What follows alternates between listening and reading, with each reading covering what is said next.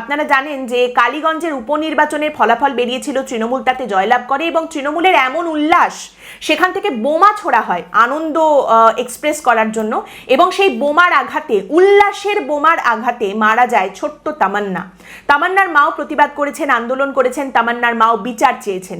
পেয়েছেন কতটা সেই নিয়ে তো প্রশ্ন এখনো পর্যন্ত রয়ে গেছে। এই ঘটনার সঙ্গে যারা জড়িত, যারা অভিযুক্ত, তার মধ্যে কয়েকজনকে পুলিশ গ্রেপ্তার করেছে, কয়েকজন এখনো বাইরে রয়েছেন, কয়েকজন ছাড়া পেয়ে গেছেন, দৌরাত্ম্য করে বেড়াচ্ছেন। এই অভিযোগও তামান্নার মা বহুবার সামনে রেখেছেন। কালীগঞ্জ থেকে সিপিআইএম এবার তামান্নার মা সাবিনা ইয়াসমিনকে তাদের প্রার্থী করেছে।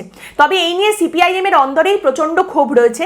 কালীগঞ্জেরই সিপিআইএম এর একাংশ কর্মী তারা এই বিষয়টা একেবারেই মানতে পারছেন না যে সাবিনা ইয়াসমিনকে প্রার্থী করা হয়েছে। তাদের দাবি সাবিনা ইয়াসমিনকে প্রার্থী করা যাবে না, প্রার্থী বদল করতে হবে।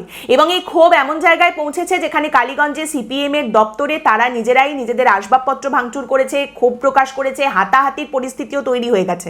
কিন্তু তারপরে প্রার্থী কি বদল হচ্ছে এমন কোনো খবর কিন্তু সিপিএম এর তরফ থেকে সামনে আসেনি। কালীগঞ্জে তামান্নার মা সাবিনা ইয়াসমিনই লড়বেন সিপিআইএম এর হয়ে। এই যে দুই মা, এই দুই মায়ের একবার দেখা হয়েছিল, বিচার চাইছেন তারা দুজনেই। জানা গিয়েছিল অভয়ার মা যখন আহত হয়েছিলেন তখন তামান্নার মা তার সঙ্গে দেখা করতে গিয়েছিলেন।